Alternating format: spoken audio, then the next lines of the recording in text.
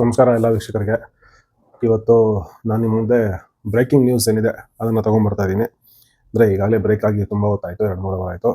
ಸ್ವಲ್ಪ ಲೇಟಾಗಿ ಈ ವಿಡಿಯೋ ಮಾಡ್ತಾ ಇದ್ದೀವಿ. ಏನು ಅಂದರೆ ಟ್ರಂಪ್ದು tariffs against India. So 25% tariffs ಹಾಕಿದ್ದಾರೆ ಇಂಡಿಯಾ ಮೇಲೆ. ಸೊ ಇದು ಎಕ್ಸ್ಪೆಕ್ಟೆಡ್. ಯಾಕೆಂದರೆ ನೋಡಿ, ಒಂದು ಟ್ರಂಪ್ ಬಗ್ಗೆ ಒಂದು ವಿಷಯ ನಿಮ್ಗೆ ಎಲ್ಲರಿಗೂ ಗೊತ್ತಿರೋಂಗೆ, is a businessman. So ಅವರು ಬಿಸ್ನೆಸ್ ಆ್ಯಂಗಲಲ್ಲೇ ಯೋಚನೆ ಮಾಡ್ತಾರೆ, ಹೆಂಗೆ ತನ್ನ ದೇಶದ ಎಕನಾಮಿನ ಇಂಪ್ರೂವ್ ಮಾಡಬೇಕು ಅಂತ. ನೋಡಿ, ಈಗಾಗಲೇ ಅದೇ ಇದಕ್ಕೆ ತಕ್ಕಂತೆ American GDP it has rebounded, increased by 3% in the last quarter. So 3% rebound ಆಗಿದೆ. ಮತ್ತು ಇಂಪೋರ್ಟ್ಸ್ ಡಿಕ್ರೀಸ್ ಆಗಿರೋದಕ್ಕೆ ಅಲ್ಲಿ ಪ್ರೊಡಕ್ಷನ್ ಜಾಸ್ತಿ ಆಗ್ತದೆ, ಇಂಪೋರ್ಟ್ಸ್ ಕಮ್ಮಿ ಆಗ್ತದೆ. ಯಾಕಂದರೆ ಈ ಟ್ರೇಡ್ ವಾರ್ಗಳು ನಡೀತಾ ಇತ್ತು, ಹಾಗಾಗಿ ಸ್ವಲ್ಪ 2 ತಿಂಗಳಿಂದ 3 ತಿಂಗಳಿಂದ ಇಂಪೋರ್ಟ್ಸ್ ಕಮ್ಮಿ ಆಗಿತ್ತು. So Trump has got a very good picture ನಾವು. ಈಗ ಡಿಕ್ರೀಸ್ ಆದಷ್ಟು ಏನು ಇದು imports, so automatically American consumers will go for local products and local productions will increase ಅನ್ನೋದು ಇವಾಗ ಗೊತ್ತಾಯ್ತು, ಒಂದು ಹಿಂಟ್ ಸಿಕ್ತು ಅವ್ರಿಗೆ. ಸೊ ಅದೊಂದಾಗಿದೆ. ಮತ್ತು consumer spending has rose by 1.4% in America in the last quarter. I am talking between April to June, April, May and June of 2025. So ಈ last quarter 1.4% consumer spending increase ಆಗಿದೆ. So it is huge number. With country of around 30 crore population, 1.3% increase ಆಗೋದು it has directly contributed to the economy. So 3% increase ಆಗಿದೆ economy last quarterly. So growth rate increases, underlying growth rate increases at 1.2%. So 1.2% ಇಂದ increase ಆಗಿದೆ. So economic growth. So ಇದು ಹಿಂಗೆ continue ಆಯಿತು ಅಂತಂದರೆ at the end of the year, all the 4 quarters combined together, it is a huge, American economy is almost doubling. So the growth rate compared to last ಇದು regime where Joe Biden was there, compared to that, in the first year only Trump is giving results. So ಅವ್ರ economic ಇದಾಗ್ತದೆ. So ಈ ಥರ ಏನೊಂದು business angle ಇಟ್ಕೊಂಡು, Trump is not answerable to anybody. ನಾವು ಅದನ್ನು ಅರ್ಥ ಮಾಡ್ಕೋಬೇಕು. ಅವ್ರಿಗೆ ಉತ್ತರ ಕೊಡಬೇಕಾಗಿರೋದು ಅವ್ರು ಒಬ್ರಿಗೇನೆ. ಅವ್ರ ಮನಸ್ಸಲ್ಲಿರೋದು ಪ್ಲಸ್ ಆತ ಉತ್ತರ ಕೊಡಬೇಕು ಅಂದ್ಕೊಂಡಿರೋದು ತನ್ನ ವೋಟರ್ಸಿಗೆ ಮಾತ್ರ. ಅವ್ರಿಗೆ ಏನು ಹೇಳ್ಬಿಟ್ಟು ಬಂದಿದ್ದೆ ಆಶ್ವಾಸನೆ ಕೊಟ್ಟು, ಅದರಲ್ಲೂ ನಾನು I am not telling the word is answerable to Americans, I am telling to is answerable to is voters. ಯಾಕೆಂದರೆ ಅಲ್ಲಿ ಈಗಲೂ ಆ ಡಿವೈಡ್ ಹಂಗೆ ಇದೆ. So democrats whoever are under him, they don't accept him as their president. So ರಿಪಬ್ಲಿಕನ್ಸಲ್ಲಿ, ಅದರಲ್ಲೂ white mails ಏನು ಜಾಸ್ತಿ ವೋಟ್ ಮಾಡಿದ್ದಾರೆ, ಅದರಲ್ಲೂ ಗಂಡಸರು ಜಾಸ್ತಿ ವೋಟ್ ಮಾಡಿದ್ದಾರೆ ಟ್ರಂಪ್ಗೆ, they will be celebrating, they will be satisfied with what the results is giving them. So actually this is in world economic ಸೆನ್ಸಲ್ಲಿ ಟ್ರಂಪ್ ಈಸ್ ವಿಕ್ಟೋರಿಯಸ್ ನಾವು. Trump has won the trade war.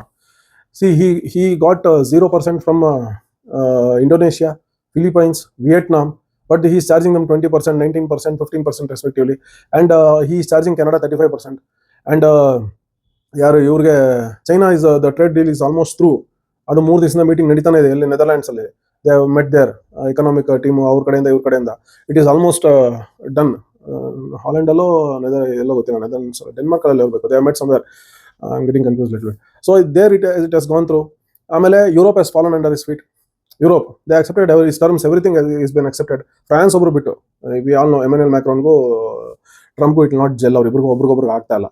So open ಆಗಿ ಎಲ್ಲ ಆ್ಯಂಟಿ ಇದು ಸ್ಟೇಟ್ಮೆಂಟ್ಸ್ಗಳು ಕೊಡ್ತಾ ಇದ್ದಾರೆ. ಸೊ ಫ್ರಾನ್ಸ್ನ ಹೊರತಾಗಿ almost entire Europe it has agreed to whatever he said. So EU commission leader, so she accepted everything he said. So EU has fallen under his feet. Asia, south east Asia and China mainly. So ಇವರೆಲ್ಲ ಅವ್ರ ಟರ್ಮ್ಸ್ಗೆ ಒಪ್ಕೊಂಡಿದ್ದಾರೆ, Trump ಟರ್ಮ್ಸ್ಗೆ. So is victorious in the trade war. Outright is victorious. Whatever he wanted to achieve he has done. And ಇಲ್ಲಿ hypocrisy ಬಿಡಿ, ಅಮೆರಿಕಾದಲ್ಲಿ ಹಿಪೋಕ್ರೆಟಿಕ್ಸ್ ಜಾಸ್ತಿ. ಅವ್ರದ್ದು ಸಿಸ್ಟಮ್ ನಡೆಯೋದೇ ಆ ಥರ. ಅದು ಸಾಕಷ್ಟು ವೇದಿಕೆಗಳಲ್ಲಿ ಜೈಶಂಕರ್ ಅವರು ಸಖತ್ತಾಗೆ ಕೌಂಟರ್ ಕೊಟ್ಟಿದ್ದಾರೆ. ಅದು ಅವ್ರಿಗಾದ್ರೆ ಹಂಗೆ, ನಮಗಾದ್ರೆ ಹಿಂಗೆ. If it's Europe's trouble, it's Europe's entire world's trouble, and if it is world's trouble, it is not Europe's. ಆ ಥರ ಅದೇ ಥರ ಅಮೆರಿಕಾಗೂ ಅಪ್ಲೈ ಆಗುತ್ತೆ. ಸೊ ಸಾಕಷ್ಟು ವಿಷಯಗಳಲ್ಲಿ.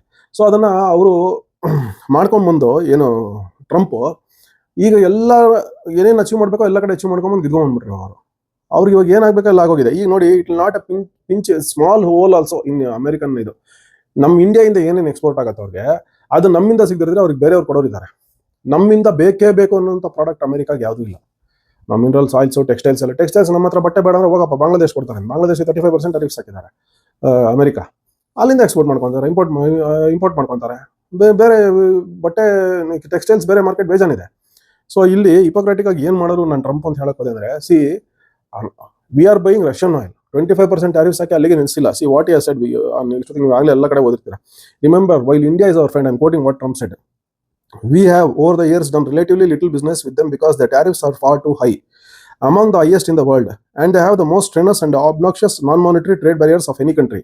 Also, they have always bought a vast majority of their military equipment from Russia and are Russia's largest buyer of energy, along with China. At a time when everyone wants Russia to stop the killing in Ukraine, all things not good. India will therefore be paying a tariff of 25% plus a penalty for the above, starting on August 1st. Thank you for your attention to this matter. Maga. ಏನು ಮಗ ಅಂತೀವಲ್ಲ ಆ ಮಗ ಅಲ್ಲ, MAG ಅಂದರೆ make America great again. So ಇವು Trump ಈ ಥರ ಹೇಳ್ತಾ ಇದ್ದಾರೆ. ಸಿ, ರಷ್ಯಾ ಆಯಿಲ್ ನಾವು ಪರ್ಚೇಸ್ ಮಾಡೋದಕ್ಕೆ ನಮಗೆ extra additional tariffs, BRICS part ಆಗಿರೋದಕ್ಕೆ ನಾವು ಎಕ್ಸ್ಟ್ರಾ ಅಡಿಷನಲ್ ಟ್ಯಾರಿಫ್ಸ್. ರಷ್ಯಾಗೇನು ಸ್ಯಾಂಕ್ಷನ್ಸ್ ಇಲ್ಲ. ಯಾಕೆ ರೀ ಪುಟಿನ್ಗೆ ಅಷ್ಟೊಂದು ಎದುರ್ಕೊಂತೀರಾ? ಅದೇನೇನೋ 25 ತಾರೆ ಅಂದೆ. ನೀವೆಲ್ಲ ಅದು ಆನ್ಲೈನ್ ಸರ್ಚ್ ಮಾಡಿದ್ರೆ ಬೇರೆ ಬೇರೆ ಒಂದು ಏನು ಪತ್ರಕರ್ತರು ಬರೆದಿರೋಂಥ ಆರ್ಟಿಕಲ್ಸ್ಗಳು ನೋಡಿದ್ರೆ, ಆಮೇಲೆ ನ್ಯೂಸ್ಗಳು ನೋಡಿದ್ರೆ, ಯೂಟ್ಯೂಬಲ್ಲೆಲ್ಲ ಹುಡುಕಿದ್ರೆ ಸಿಕ್ಕಾಪಟ್ಟೆ ಸಿಗುತ್ತೆ. There is more than what's between Trump and Putin than what meets the eyes of the world. ನಾವು ಹಿಂಗೆ ನೋಡ್ತೀವಿ, ಅದಕ್ಕಿಂತ ಜಾಸ್ತಿ ಅವರಿಬ್ಬರು ಸಂಬಂಧ ಇದೆ, ಜಾಸ್ತಿ ಅವರಿಬ್ಬರ ನಡುವೆ ಒಂಥರ ಕುಚಿಕು ಗೆಳೆಯರು ಅಂತ ಹೇಳ್ಬೋದು. ತುಂಬ ಕ್ಲೋಸ್ ಆಗಿದ್ದಾರೆ ಅವರು. ರಷ್ಯನ್ ಮುಟ್ಟಕ್ಕೆ ಹೋಗಲ್ಲ, ನಮ್ಮನ್ನ ಮಾತ್ರ ರಷ್ಯಾ ಹತ್ರ ವ್ಯವಹಾರ ಮಾಡ್ತಾ ಇರೋ ಅಂತ. ಸೊ ಈಗ ಯಾರು ವಿರುದ್ಧ ನಿಂತ್ಕೊಂಡಿದ್ದಾರೆ? ಉಳ್ಕೊಂಡಿರೋದು ಮೆಕ್ಸಿಕೋ, ಕೆನಡಾ, ಬ್ರೆಜಿಲ್, ಇಂಡಿಯಾನು ಇವಾಗ ದಾರಿಗೆ ತಂದರು. ಸಿ, ಮೋದಿ ಅವ್ರದ್ದು ನಾನು ಇದು ಮೊದಲಿಂದನೇ ಹೇಳ್ಕೊಂಬಂದಿದ್ದೆ. 2017-18 ನಾನು ಸಾಕಷ್ಟು ಮೆಸೇಜ್ಗಳು, ಸಾಕಷ್ಟು ಇದನ್ನ ಹಾಕ್ತಾ ಇದ್ದೆ. ನಾನು ಅಬ್ಸರ್ವ್ ಮಾಡ್ಕೊಂಡ್ಬಂದಿದ್ದು ಏನಂದ್ರೆ, India's foreign policy was not good until then, almost until when ಅಂತ ಹೇಳ್ತೀನಿ, until when mister Jaishankar came in to the fore. ಅಲ್ಲಿವರೆಗೂ Indian foreign policy was in shambles. ಕರೆಕ್ಟಾಗಿ ಹ್ಯಾಂಡಲ್ ಮಾಡೋಕ್ಕೆ ಬಂದಿರಲಿಲ್ಲ. ಈಗಲೂ ಇಲ್ಲ. ನಾನು ಹೇಳ್ತೀನಿ, ಎರಡು ದೋಣಿ ಒಳಗೆ ಕಾಲಿಡಕ್ಕೆ ಆಗಲ್ಲ. We should not do that, we should never do that. ಅವ್ರನ್ನೂ ಚೆನ್ನಾಗಿ ಇಟ್ಕೊಂತೀವಿ, ಇವ್ರನ್ನೂ ಚೆನ್ನಾಗಿ ಇಟ್ಕೊಂತೀವಿ, ದೇವರಣೆಗೂ ಆಗಲ್ಲ. ಈ ವರ್ಲ್ಡಲ್ಲಿ, ಇವಾಗ ನಡೀತಾ ಇರೋ ವರ್ಲ್ಡಲ್ಲಿ, ಈಗಿನ ಪರಿಸ್ಥಿತಿನಲ್ಲಿ ಎಕನಾಮಿಕ್ ಮೆಲ್ಟ್ ಡೌನ್ ಆಗುತ್ತೆ ಮುಂದೆ ಹೋಗ್ತಾ ಹೋಗ್ತಾ. ಈ ವರ್ಷಾಂತ್ಯದಷ್ಟೊತ್ತಿಗೆ jobs will take lot of it. ಈ ಥರ ಸಂದರ್ಭದಲ್ಲಿ ನಾವು ಎರಡೆರಡು ದೋಣಿನಲ್ಲಿ ಕಾಲಿಡಕ್ಕಾಗಲ್ಲ. We must be are a par, either with them or without them. Not with them everybody, with them also everybody, ಎಲ್ಲರ ಜೊತೆ ಮಾಡೋಕ್ಕಾಗಲ್ಲ. ಇದನ್ನ ನಮ್ಮ ಇಂಡಿಯನ್ ಏನು ಡಿಪ್ಲೊಮೆಸಿ ಮಾಡ್ತಾ ಇದ್ದಾರೆ ಟಾಪ್ ಲೆವೆಲಲ್ಲಿ, ಇವರೆಲ್ಲ ಅರ್ಥ ಮಾಡ್ಕೋಬೇಕು. ನಾವು ಆದಷ್ಟು ಅಮೇರಿಕಾ, ಪ್ರೋ ಅಮೇರಿಕಾ ಅಥವಾ ಅಮೇರಿಕಾ ಮೇಲೆ ಡಿಪೆಂಡೆನ್ಸ್ ನಾವು ಕಮ್ಮಿ ಮಾಡ್ಕೋಬೇಕು. ಅಥವಾ ಅಮೇರಿಕನ್ ಪ್ರಾಡಕ್ಟ್ಸ್ ನಾವು ಏನು ಕೊಡ್ತೀವಿ ಅಮೇರಿಕಾಗೆ, ನಮ್ಮಿಂದ ಏನು ಪರ್ಚೇಸ್ ಮಾಡ್ತಾರೆ ಅದು ಒಳ್ಳೊಳ್ಳೆ ಮೆಟೀರಿಯಲ್ಗಳಾಗಬೇಕು. ಟೆಕ್ಸ್ಟೈಲು, ಸಣ್ಣ ಪುಟ್ಟ, ಇವಾಗ ರೈಸು, ಇಲ್ಲಿಂದ ಹೋಗೋ ರೈಸ್ ಎಲ್ಲ ಅಮೇರಿಕನ್ಸ್ ತಿಂತಾರ? ಅಲ್ಲಿರೋ ಇಂಡಿಯನ್ಸ್ ತಿಂತಾರೆ, ಅಲ್ಲಿರೋ ಏಷ್ಯನ್ಸ್ ತಿಂತಾರೆ. ಇಂಡಿಯಾದಿಂದ ಹೋಗೋ ರೈಸ್, ಅಲ್ಲಿರೋ ಬಾಂಗ್ಲಾದೇಶೀಸು, ಶ್ರೀಲಂಕನ್ಸು, ಇಂಡಿಯನ್ಸು, ಚೈನೀಸು, ಅವರೆಲ್ಲ ನಮ್ಮ ರೈಸ್ನ ತಿಂತಾರೆ. ಅಲ್ಲ, local Americans, they don't eat rice, they are not dependent on rice, they don't need our rice, they don't need our clothes, there are lot of people to give to them. But that is not the case with China. China ಜೊತೆ ಹಂಗಿಲ್ಲ. China ಕೊಡೋಂಥ products ಅವ್ರಿಗೆ China ಮೇಲೆ depend ಆಗೋ ಥರ ಮಾಡಿದೆ. They are very huge players, China and America, world ಟ್ರೇಡಲ್ಲಿ. And they ಒಬ್ರನ್ನೊಬ್ರು ಬಿಡಲ್ಲ. ಅವರು ಹಾರ್ಡ್ ಬಾರ್ಗೇನ್ ಮಾಡಿ ಏನೋ ಮಾಡಿ ಒಪ್ಕೊಂತಾರೆ. ಇವಾಗಲೇ ಆಲ್ಮೋಸ್ಟ್ ಇಟ್ ಇಸ್ ಥ್ರೂ ಅವ್ರದ್ದು ಚೈನಾದು ಮತ್ತು ಅಮೇರಿಕಾದು ಟ್ರೇಡ್ ಡೀಲ್. ಸೊ ಅವ್ರು ಕೊಡೋಂಥ ಐಟಮ್ಸ್ ಬೇರೆ ಬೇರೆ ಇದೆ. ಮ್ಯಾಗ್ನೆಟ್ಸ್ ಕೊಡ್ತಾರೆ, ಬೇರೆ ಇನ್ನೂ ಮಿನರಲ್ಸ್ ಕೊಡ್ತಾರೆ, ಇನ್ನೂ ಸುಮಾರು ಐಟಮ್ಸ್ ಕೊಡ್ತಾರೆ ಅವರು. ನಮ್ಮಲ್ಲಿ ಅವೆಲ್ಲ ಇಲ್ಲ. ನಾವು ಕೊಡೋ ಪ್ರಾಡಕ್ಟ್ಸ್ ನಾವಿಲ್ಲ, ಬೇರೆ ಯಾರು ಬೇಕಾದ್ರೂ ಕೊಡ್ತಾರೆ. ಈಗ ನೋಡಿ, ನಮ್ಮದು ಎಕ್ಸ್ಪೋರ್ಟು ಅಮೇರಿಕಾಗೆ $88 billion ಆಗುತ್ತೆ. But versus what we import is only $42 billion. There is a surplus of $46 billion. ಆ ಡೆಫಿಸಿಟ್ನ ಅದನ್ನು ಮ್ಯಾಚ್ ಮಾಡೋಕೆ ಆಗೋದೇ ಇಲ್ಲ ಇಂಡಿಯಾ. ನಾವು ಏನು ಎಕ್ಸ್ಪೋರ್ಟ್ ಮಾಡ್ತೇವೆ, ನಾವು ಅವ್ರ ಮೇಲೆ ಡಿಪೆಂಡ್ ಆಗಿದ್ದೀವಿ. ಅವ್ರ ಮೇಲೆ ನಮ್ಮ ಮೇಲೆ ಡಿಪೆಂಡೆನ್ಸಿ ಇಲ್ಲ. ಅವ್ರಿಗೆ ನಮ್ಮ ಪ್ರಾಡಕ್ಟ್ಸಿಂದ ಬರೀ $42 billion ನಮಗೆ ಬರುತ್ತೆ. ನಾವು ಆ ಕಡೆಯಿಂದ ಇಂಪೋರ್ಟ್ ಮಾಡ್ಕೊಂಡು ಅವ್ರು ಪೇ ಮಾಡೋದು. ಸೊ ಈಗ ನಾವು ಅಲ್ಲಿ ತೊಗೊಂಡೋಗೋ ಐಟಮ್ಸ್ಗೆ ಟ್ಯಾರಿಫ್ಸ್ಗಳು 25% ಕಟ್ತೀವಿ ಅಂತಂದರೆ ಹ್ಯೂಜ್ ಹಿಟ್ ಆಗುತ್ತೆ ಟ್ರೇಡ್ಸ್ಗೆ. ನಾನು ಇದನ್ನ ಲಾಸ್ಟ್ 3 hours ನಾನು ಸ್ಟಡಿ ಮಾಡಿರೋ ಪ್ರಕಾರ Indian economy will take a hit by at least 0.5%. ಈ ನೆಕ್ಸ್ಟ್ ಕ್ವಾರ್ಟರ್, ಇವಾಗ ನೋಡಿ, ಮೊನ್ನೆ ಕ್ವಾರ್ಟರ್ ನಮ್ದು ಅನೌನ್ಸ್ ಆಗಿದೆ. April to June ಎಲ್ಲ ಕಡೆ ಅನೌನ್ಸ್ ಆಗುತ್ತೆ. ಈಗ ಈ ಜುಲೈಯಿಂದ ಸೆಪ್ಟೆಂಬರ್ ಕ್ವಾರ್ಟರ್, ಏನು ಸೆಕೆಂಡ್ ಕ್ವಾರ್ಟರ್ ಅನೌನ್ಸ್ಮೆಂಟ್ ಆಗುತ್ತೆ. ಅದರಲ್ಲಿ ನೋಡಿ ನೀವು, ಲಾಸ್ಟ್ ಕ್ವಾರ್ಟರ್ ರಿಸಲ್ಟ್ಗೂ ನಮ್ಮ ನೆಕ್ಸ್ಟ್ ಕ್ವಾರ್ಟರ್ ರಿಸಲ್ಟ್ಗೂ I will bet Indian economy will go down by 0.5%. Minimum, bare minimum. Maximum it might touch around 0.75% ವರೆಗೂ ಹೋಗ್ಬೋದು. Indian economy will take a hit. The trade, export trade will drop by 15 to 20% to America. ನಮ್ದು trade 15-20% drop ಆಗುತ್ತೆ. So ಇದು ಏನಕ್ಕೆ ಆಯಿತು? I think India bought lot of time. ತುಂಬ wait ಮಾಡ್ತಾ ಅನ್ಸುತ್ತೆ. ವೇಟಿಂಗ್ ಗೇಮ್ನ ಜಾಸ್ತಿ ಪ್ಲೇ ಮಾಡ್ಬಿಟ್ರು ಇಂಡಿಯಾ ಅಂತ ಅನ್ಸುತ್ತೆ. They should have done the deal. August 1st ಯಾವತ್ತಿದೆ? It's just hardly 2 days from now. Sitting on 30th. ನಾಳೆ 31st, ನಾಳೆ ಬೆಳಗ್ಗೆ August 1st. So how can miss? Okay, ಅವ್ರ ಡೆಲಿಗೇಷನ್ ಬರುತ್ತೆ, ಇಂಡಿಯಾಗೆ ಬರ್ತಾ ಇದ್ದಾರೆ, ಬಾರ್ಗೇನಿಂಗ್ ನಡೀತಾ ಇರುತ್ತೆ. We are still in play ಅಂತ ಇಂಡಿಯನ್ ಗೌರ್ಮೆಂಟ್ ಹೇಳಿದೆ. ಆಲ್ ಇದು hope is not lost, we are still in the game, it will be dealt ಅಂತ ಹೇಳಿದ್ದಾರೆ. ಆಮೇಲೆ ಇನ್ನೊಂದು ಹೇಳ್ತಾರೆ statement, this 25% will not be a big hit, it not take major hit ಅವರ ಇದು 25% is nothing, we had expected more ಅಂತಾರೆ. See ಜಾಸ್ತಿ ಮಾಡ್ಬಿಡ್ತಾರೆ ಇದು ಟ್ಯಾರಿಫ್ಸ್ ಅಂತ ಅನ್ಕೊಂಡು ಸ್ವಲ್ಪ ಎಲ್ಲ ಮಾಡಿದ್ದಾರೆ ಅಂತ ನಾವು ಸಂತೋಷ ಪಡೋದಲ್ಲ. ಸಿ ನಮ್ಮ face value of India will go down. See when you have 10%, 15%, 19%, 20% to very small markets in Asia, and you are going hand in glove with China. America is doing with Asian countries. ನಾನು ಹೇಳಿದ 10-15% ವರೆಗೂ ಏನು Indonesia, Vietnam ಮತ್ತೆ Philippines ಮತ್ತೆ Japan ಎಲ್ಲ ಕಮ್ಮಿ ಮಾಡಿ ಅವ್ರಗಳ ಜೊತೆಲೆಲ್ಲ ನೀವು ಚೈನಾ ಜೊತೆನಲ್ಲಿ ಕಮ್ಮಿ 10-15% ಅವ್ರ ಹತ್ರ 10% ಇಟ್ಕೊಂಡು ಅದು 15% ಮ್ಯಾಕ್ಸಿಮಮ್ ಅವ್ರ ಜೊತೆನಲ್ಲಿ ನೀವು ಟ್ಯಾರಿಫ್ಸ್ ಇಟ್ಕೊಂಡು ಇಂಡಿಯಾ 25% ಹಾಕಿದ್ರೆ India's face value will go down in the world market. ಆಮೇಲೆ anybody doing trade with India will always be a step behind. They will not be a step ahead with India. They will always be behind. We can't pull them back. So when they are two steps behind, one step behind, we must go 2 steps ahead to them, catch them. So when we cross the line and go ahead, we are losing. With every country where we deal, we will be losing from now on.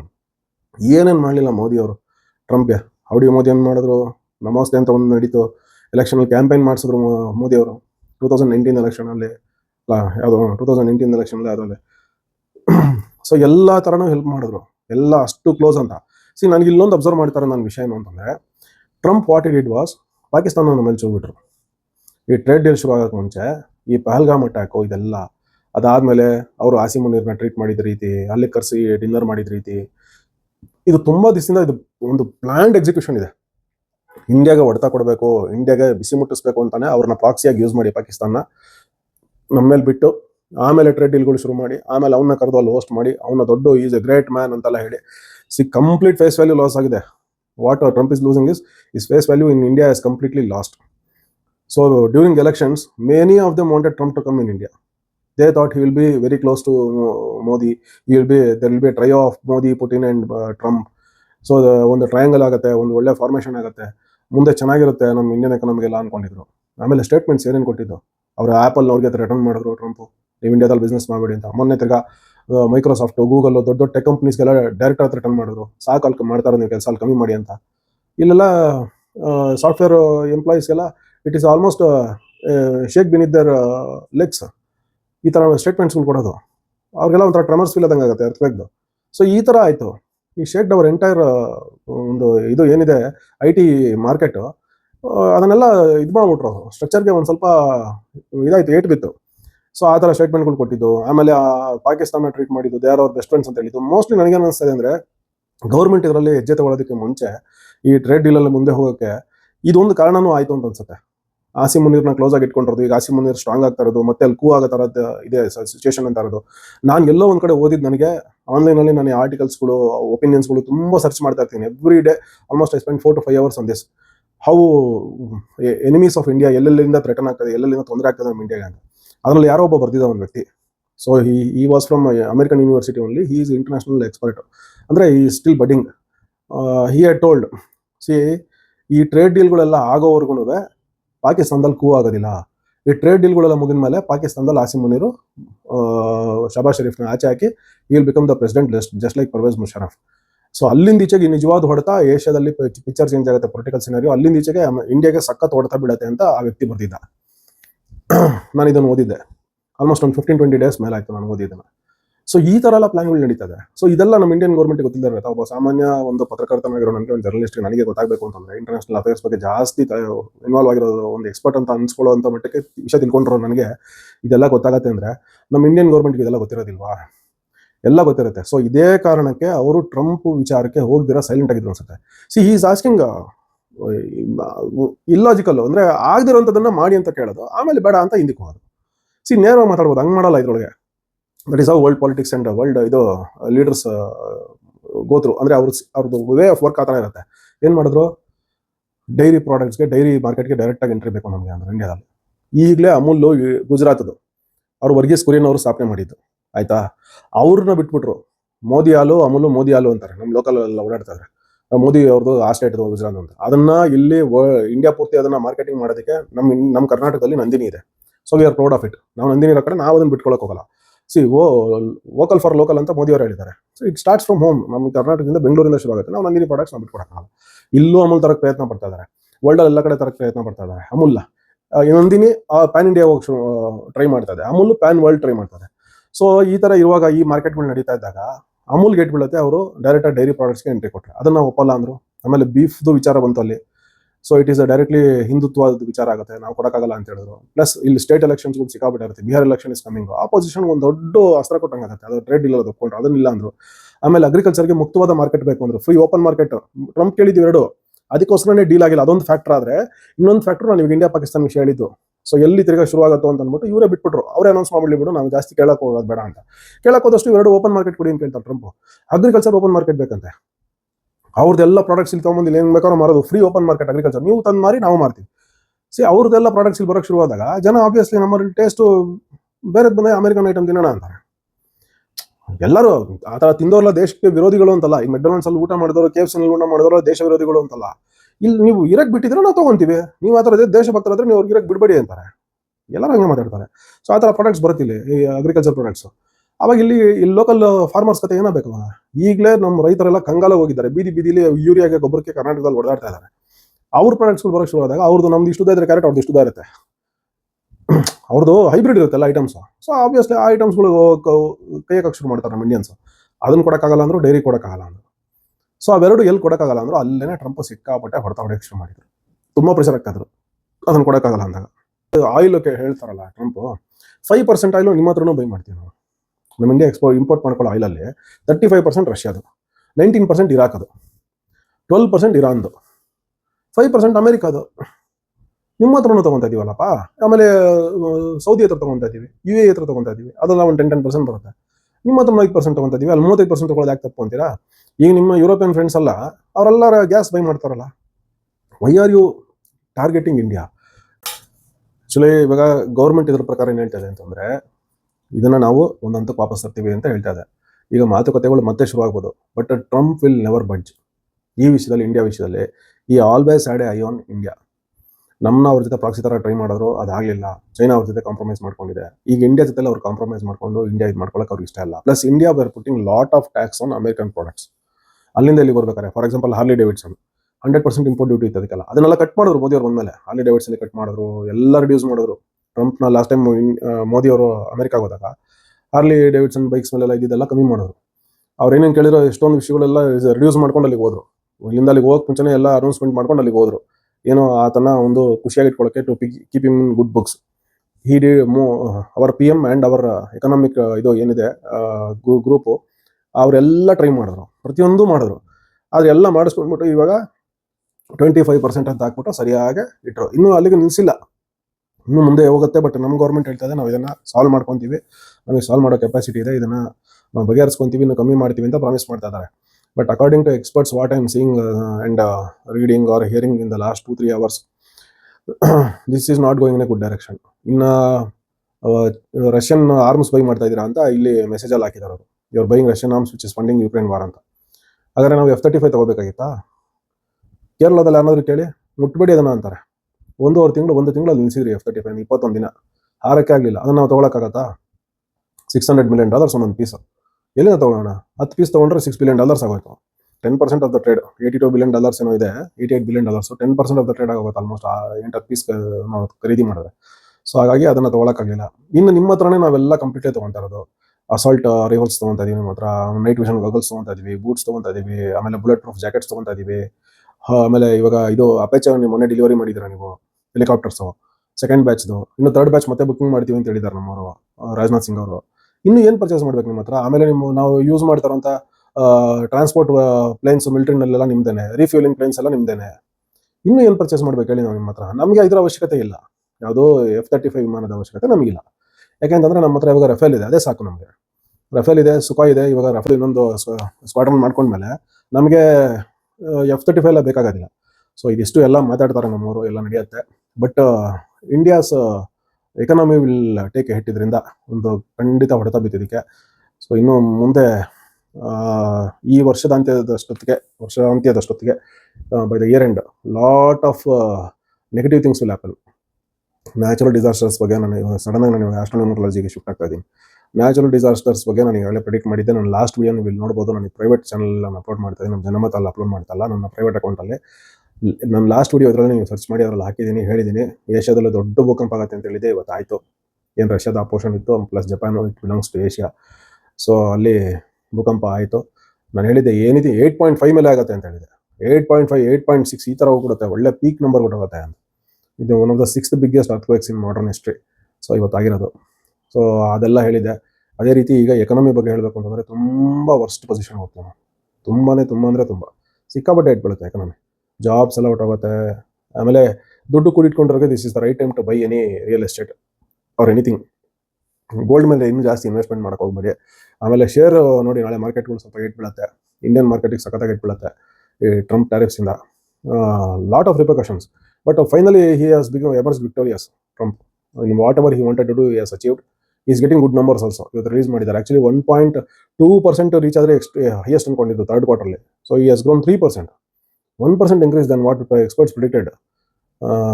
ಏನು ದೊಡ್ಡ ದೊಡ್ಡ financial institutions ಇದೆ ಅಮೆರಿಕಾದಲ್ಲಿ, they predict almost accurately about Indian economy and Asian economy. They could not predict their own economy because they are predicting against the unpredictable man, Trump.